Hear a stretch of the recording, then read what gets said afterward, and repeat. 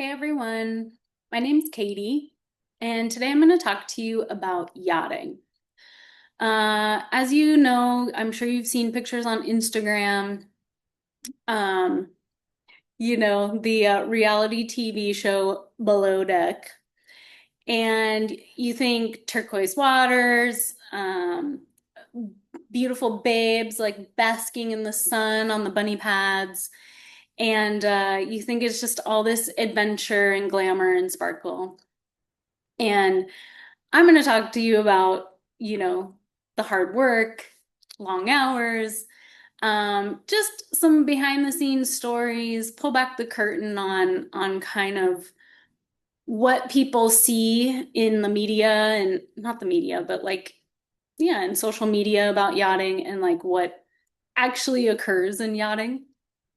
Um, because nobody told me this part when I first decided I wanted to switch industries and go into yachting.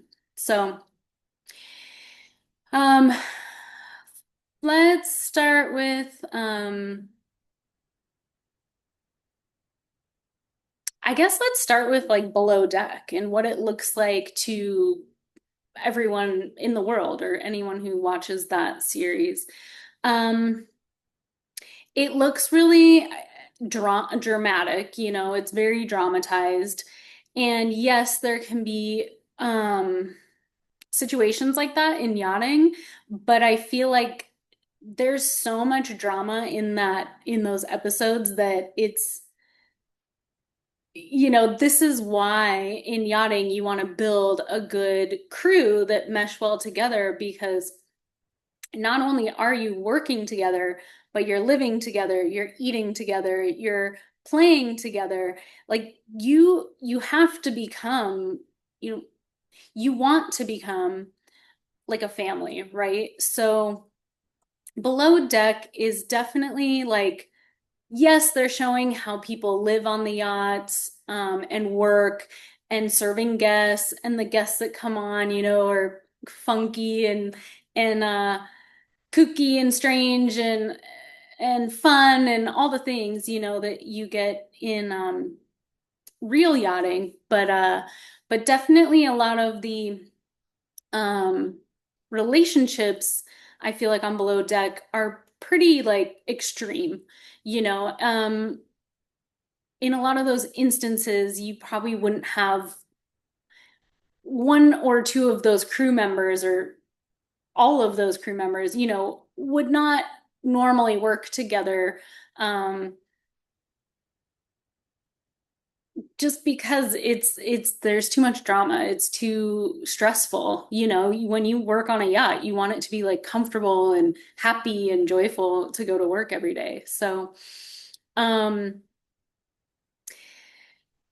so let's see. I kind of touched on this in the last episode, but I was doing some diving around the world, and so there's these yachts called liveaboards, and you live on it for like a week, and you dive every day, and so you eat, dive, sleep, repeat, and obviously there's crew members on these boats. You have a captain driving it to different places. You have people making up your beds and cleaning the rooms, and then you have people serving your breakfast, lunch, and dinner and your drinks, and then you have people cleaning the outside of the boat. And then you have like your dive masters, dive instructors that are taking you diving.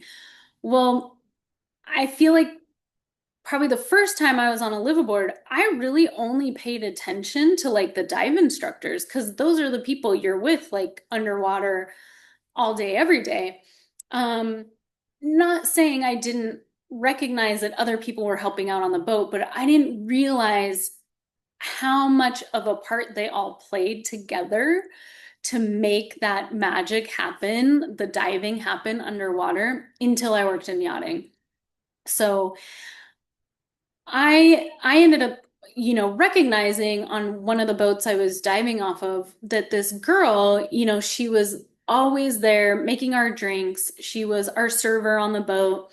And I saw myself in this person because I was a server back home. I was making people's drinks and cocktails and serving dinner and making conversation and I was like, wow, that I do that on land. So I could do that on a boat and I dive and I'm an instructor. I could dive on a boat.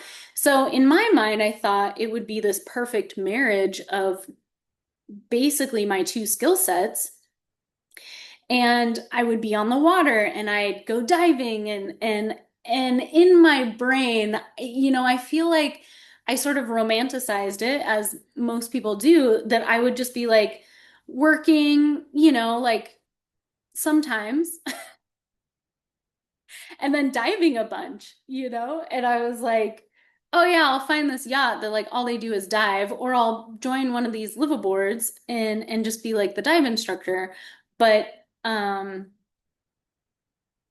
what actually happened, and I'll go into how I got into diving, was so far from what I thought life in yachting was going to be like. So, a lot of people ask me, like, how did you get into yachting? So, I feel like once I kind of opened that up to the universe and was like, I think I want to go into yachting, I started meeting people who actually had worked in yachting. And then, um, from them learning that like you need to take some safety courses, and then you apply online and get in touch with these crew agencies, and you basically start putting your CV out to these crew agencies, and then they start to place you, um which is kind of cool because in like restaurant service industry, we don't have like agencies that help us get jobs. You come to a town, you apply for a job and hope you get it. So um I was at home in Montana, and I started online, and I was putting my CV, which is basically the European way of saying resume.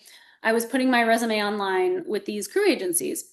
Um, this was the first initial shocker that I learned, was you need to put your picture and your date of birth on your CV.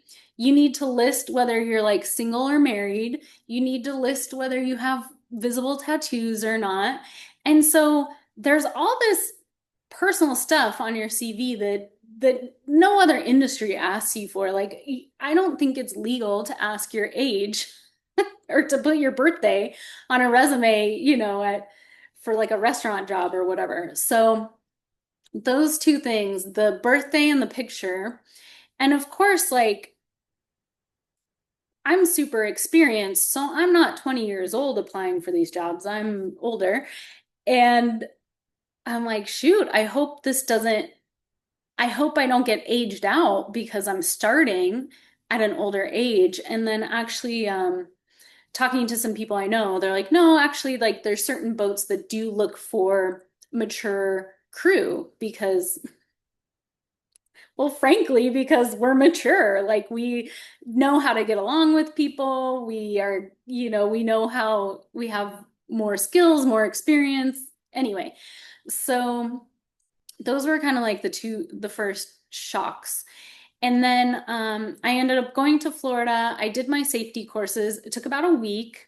There's several different training centers, so I'm not going to mention the one I worked with just because, I mean, I guess I could. I worked with MPT. I think it stands for Marine Professional Training. I could be wrong. Anyway, it's about a week long course. It's all about safety on a boat. So you learn how to firefight on a vessel, which is pretty cool. You actually like put on firefighting clothes and like have a fire hose. I feel like that part of it's a bit more for like commercial, so like cruise ships and things like that. But anyway, so I went and I did these courses, and then I actually got in touch with a local person and kind of started, because they were also working in yachting, and just asked like, what should I do? How do I begin? And it was basically keep doing CVs and sending them to crew agents. It was during COVID, so I couldn't physically go meet crew agents, which I think it's crucial to get placed really well because once a crew agent meets you and gets a feel for your personality and how you speak and how you present yourself, I think it's much easier to help them put you on a boat with people who are similar. So I and then to start working in the industry, it's good to do like day work. So I ended up moving down there, had no idea how long it was gonna, when I say down there, I moved to Fort Lauderdale, Florida, because that's kind of like the yachting mecca of the world, or one of. And had no idea how long it was going to take me to get a job in yachting. I kind of planned on potentially just working on land in like a restaurant or something, hopefully get a job in yachting and see where it took me. But I actually and I did it in the fall, which is a good time to go to Fort Lauderdale because like the boat show happens in the fall. I think it's usually in October, November. And so the International Boat Show happens. It's where like all these yachts from all around the world come and basically people you can pay, like anyone can pay and go in and you can't really get on the boats unless like you know someone or you're like in the market to buy one. But yeah, they put all these boats on display and it's this whole thing. It's like a conference for yachting, but like more just to show off the boats and sell boats and even it's actually kind of cool. I got to see some different ones and to see how they're laid out. And I'll get to that later because like layout is an efficiency like go hand in hand. So anyway, where was I? So I got a job within, I think the first month-ish I was in Florida, which was really lucky, apparently. I got really lucky with that. I did a couple day work jobs, so I did get to work and see some different boats and do some day work jobs. Like you're basically doing the grunt work because other crew members are either like off or they just need all hands on deck because maybe they only have like 3 days to like fix all these things and clean all these things, and then the boat goes back out for the owners or for charter. And so I did some day work, and then I got called. I was interviewed by the chief stew first because the position was for a deck stew. So what is a deck stew? You're not only a deck hand, you work outside, but you also work inside as a stewardess. So deck stew. So you're like two people in one. And I interview went good. Obviously, I got the job. Uh, but the one mistake I made in this process was the person asked me, "How much do you want to make?" And I was like, "I don't know. How much do deck stews normally make?" And hindsight's 2020, but of course she's not going to tell me like the top level of what a duck stew is made. She's like, well, green crew, which they call people who are just entering the industry green. So she's like, well, green crew typically make this much. And of course, it's the bottom number, bottom number. And I just came from hospitality making a pretty good salary um, annually. So this was like gut dropped, like holy cow. I knew I would be starting from the bottom, but like the pay, I mean, the pay still blows my mind. Like the fact that some of these positions pay so little for the amount of work you do, it boggles me, but that's a whole other discussion. So my job duties as deck stew, I was there to help. I was on a smaller boat. And when I say small, it was still a big boat, but it had four guest rooms, four staterooms, and then there was five crew on the boat. So my job was to assist the mate in anything that needed to be done on the deck, and then assist the chiefs do anything that needed to be done inside. So I had a ton to learn as far as like cleaning, because cleaning on a yacht is so much different than like cleaning your house. And like it's wild. The things you don't do when you clean your house, and then the things you do when you clean a yacht. So that was wild. I learned a lot from just cleaning and maintaining and fixing things on a boat.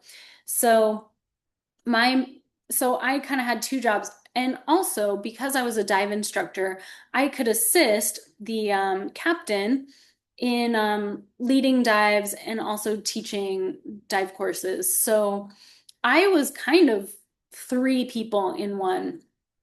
And um, what's what's interesting is like on Instagram, you see like the girls laying on the bunny pad in their bikinis, and and you think, oh, like I can work in yachting and I'm just gonna get a tan all day. And no, like the real deal is that might be 1 hour in a whole month that you get to sit on the bunny pad in your bikini. Um, Most of the time, it's you're working sometimes 16 to 18-hour days. Uh, you may get some time to eat a meal or two. You might be eating a meal while you're like standing over the garbage can. Uh, and it's just that's how it is because there's so many moving parts. So,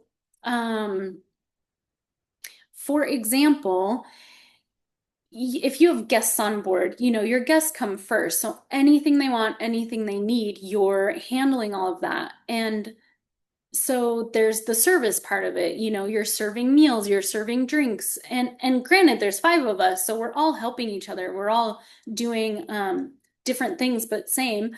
And and then there's the cleaning, like every single day you're cleaning the outside and the inside of the boat, and it has to be spotless. It's like this is a luxury experience. It needs to be, there can't be a speck of dust on anything. So not only am I like maintaining the cleanliness of the boat, I'm also helping with service, I'm helping with drinks. And then let's say the guests want to go diving. So I go from cleaning and helping with service to like getting on the tender, and then we're driving to a dive spot, and then I'm donning equipment and maybe doing a dive briefing, taking people diving, coming up. We might have an hour in between, and then we do a second dive. Um, and so just that in and of itself, that's three jobs in one day. It's like housekeeping, service, and dive instruction. And then when you come back to the boat, you know, I go in back into cleaning again, helping with service. Um, the mates washing down the tender because it's all salty from diving. Um, the chef's been making food all day, breakfast, lunch, and dinner. The chef's probably up the longest out of anyone. They're up before everyone because they got to prep the food and get everything ready for breakfast. And then as soon as one meal's done, the chef's starting the next meal and starting the next meal. So like, you think as soon as like the meal's been eaten by the guests, like the chef's on a break, and it's like, no, he's baking a cake for that night. He's prepping lunch, he's prepping dinner. Like there's so much happening behind the scenes that you don't see. And so going back to the picture of the girl in her bikini on the bunny pad in Instagram, I'm saying it's like it could be 1 hour in that month because you might have guests on board 7 days. And there's some boats that have like a 24-hour turnaround, which means the guests leave. You have 24 hours to clean the boat spotless, provision the boat for the next trip, and yeah, take a shower, maybe have a meal with your crew members, and then the next day the next guests are on board and they're ready for, a full itinerary, a full week of activities and all this stuff. And so when you're doing back to back to back trips like that, there's no time to don your bikini and sit on the bunny pad. Like, and I'm not saying that like, because I'm all about work-life balance. So I'm not saying like, oh, you know, you should make time for stuff like that. Like, absolutely, you should make time for stuff like that. However, you're so exhausted, any minute you get that you can sleep, you want to sleep. And so, which brings me to another point. Um,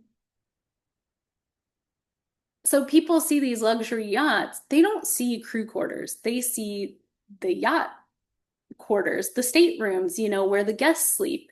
And there are these big rooms with like king size beds and like giant closets and beautiful bathrooms with like two sinks and two toilets and these showers with like a rain shower head and then two heads coming out of the side and like and it's gorgeous, right? It's gorgeous. If and then when you go to crew quarters, it's like bunk beds stacked so close to each other that the one on the bottom, sometimes you can't sit all the way up because the bunk on top is so close to the to the other one. Uh, which I like to like deem that the coffin bed. So sometimes you have like bunk bedrooms. Usually you have like a couple bunk bedrooms. Um, you know, the first boat I worked on, the crew quarters had two bathrooms. So that was great. Like two people shared one and then three people shared the other one. Another boat I worked on, four people shared one bathroom and then the captain had their own bathroom. So, and then there's like this little tape. So every crew quarters is different. Like, don't get me wrong. Some boats have like really nice crew quarters, but some, like the gathering area, there's usually like a table or a sitting area in crew quarters.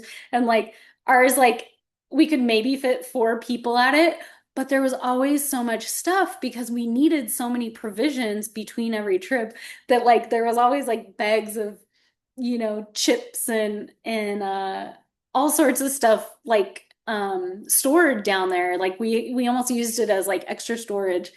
And so really like in some instances, crew quarters is like extra storage. There's no room to just hang out and hang out with your crew. So um that's it's just funny because like the pictures you see on Instagram, aren't of like the behind the scenes. That's like what the guests get to see. And yeah, we're working in that environment and it's beautiful. But when we want to be unseen and out of the way, we're in crew quarters, like, just in our coffin bed, like trying to read a book and sleep.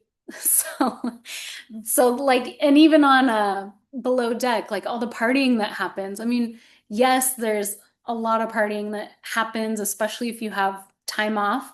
Um, but mainly like people also want to get sleep. So there's a lot of time off that involves sleeping.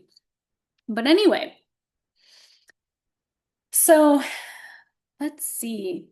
Speaking of parties, Below Deck really depicts like it's almost like after every charter they have this like giant party where the crew goes out, they have dinner, they have all these drinks. Like yes and no. Like yes and no, that's the reality of it. When I was talking about the 24-hour turnaround, you might have time to have dinner with the crew, but since you're picking up guests the next morning, like crew members might have a few drinks, but typically like you don't have time to party like that. So when there's more time between trips, like let's say there's 3, 4 days, let's say there's a week, that's when you really get to be able to A, enjoy the place that you're at and B, party and whatever. Um, I learned pretty quick that actually I don't know if I learned pretty quick, but it's it's more enjoyable if you really take advantage of like the place you're at and do diving. Um, we had some of our crew members one year took some kiteboarding lessons, and we did like some hikes to some caves that were like way back in the wilderness. And so, really, because some of these places are so hard to get to, like, this is the magic of yachting is like the guests want to go to these remote areas, these remote places, these islands you can only get to by boat. And so we get to be there too. And like I said, if there's time between charters, like taking full advantage of exploring the islands, doing the diving, um, learning new skills, jet skiing, kiteboarding, whatever, makes that part of yachting so much fun. And so you definitely need to take advantage of your time off. I feel like, yes, there's like partying in the industry, but I think it was more rewarding when we actually did like activities in the place we were at that didn't involve drinking because we actually got to explore and see what like our guests were exploring and seeing. So, um, one one thing I did want to touch on, I'm sorry, I'm trying to I feel like I went on a million tangents, so I want to like hone it back in. Um,